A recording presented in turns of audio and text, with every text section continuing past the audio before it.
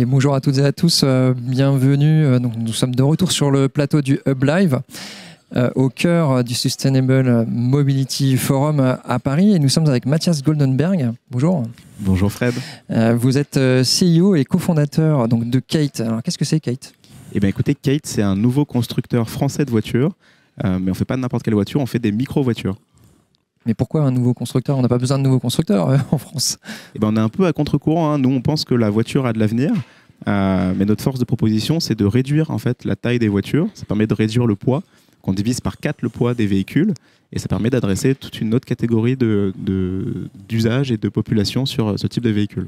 Alors, quelle est justement la particularité de votre véhicule ? Et vous en avez combien d'ailleurs aujourd'hui ? Alors, en fait, on a racheté une société, la société No Smoke, hein, qui produit des petits véhicules de plage, donc qui permet de gagner 10 ans d'expertise sectorielle sur ce secteur. Hein. Créer des voitures, c'est compliqué.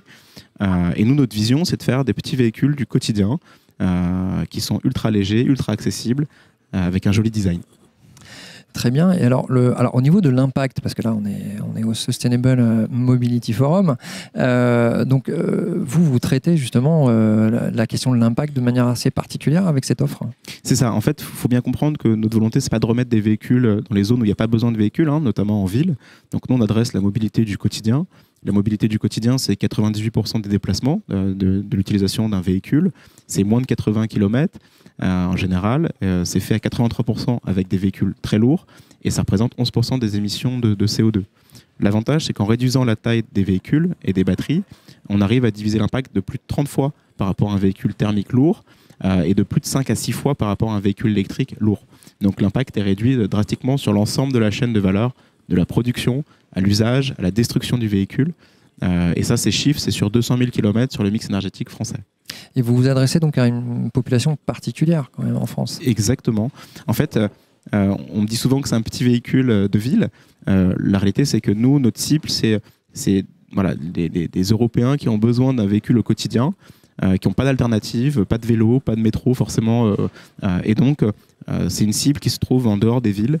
Oui, on s'adresse aux campagnes, hein, clairement. Un véhicule de campagne ou de périphérie des villes, ouais. Ou alors dans les petites villes qui sont très peu denses et dans lesquelles les véhicules sont vraiment le centre de l'usage des personnes. Notre véhicule sera à moins de 14 000 € TTC sans bonus. Ça permet d'inclure une grosse partie de la population qui n'a pas accès aujourd'hui aux véhicules électriques. Et le coût d'usage est quasiment nul. Hein, donc, on peut diviser le coût d'usage de ce véhicule par 4 ou 5 par rapport à un véhicule thermique. D'accord. Donc c'est un trait d'union finalement autonome et durable, hein, finalement pour une population qui est exclue, comme vous le disiez, d'une certaine mobilité. Mais alors, sur l'aspect aussi pollution, enfin coût, impact de production, qu'est-ce que vous pouvez dire de votre véhicule ? Alors, pour donner quelques chiffres, hein, la production d'un véhicule thermique, en moyenne, c'est 4 tonnes de CO2 émis. Un véhicule électrique, on peut doubler, voire un peu plus que ça, à cause de la technologie des batteries qui est assez coûteux en ressources et en énergie. Nous, on est aux alentours des 2,5 tonnes, 2,7 tonnes sur la production du véhicule. Et ensuite, sur l'usage du véhicule, c'est vraiment très très peu. Hein. C'est quelques grammes de CO2 par kilomètre, comparé à des centaines de grammes pour des véhicules thermiques ou des dizaines de grammes pour des véhicules électriques lourds. Donc, en fait, sur l'ensemble du cycle de vie du véhicule, notre impact est vraiment réduit et on peut aller jusqu'à 36, hein, c'est ce qu'on a calculé en interne. Il faut qu'on valide encore ces chiffres. Mais ça permettrait pour un véhicule thermique lourd de faire rouler 36 petites Kate.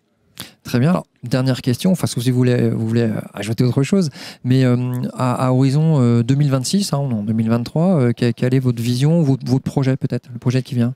Alors, c'est une très bonne question. L'année dernière, on a produit 200 véhicules. Cette année, on va faire x5 sur la production de ces véhicules. Et l'objectif, c'est de passer de 200 véhicules, ce qu'on a fait l'année dernière par an, à 200 véhicules par jour en 2026. Ah oui, d'accord. Donc, on dimensionne tout le projet pour faire 40 000 véhicules annuels. Fois 360, du coup. Fois 200, parce qu'on on travaille sur les jours ouvrés. D'accord. 8 heures par jour, on évite sur la partie RSE de faire travailler nos ouvriers. Très bien, c'était bien de le préciser. 24 heures sur 24, on essaie de travailler sur des horaires normaux. Ouais, parfait. Fois 200, c'est pas mal, hein, quand même. Hein. Fois 200, c'est correct. Ouais, c'est correct. Merci beaucoup, bravo beaucoup pour ce que vous faites. Hein. Et Mathias Goldenberg, donc, je rappelle que vous êtes CEO et cofondateur de Kate. Donc, merci beaucoup d'être passé nous voir sur le plateau du Hub Live, donc au cœur de Sustainable Mobility Forum à Paris. Et à très bientôt. Merci Fred, à bientôt.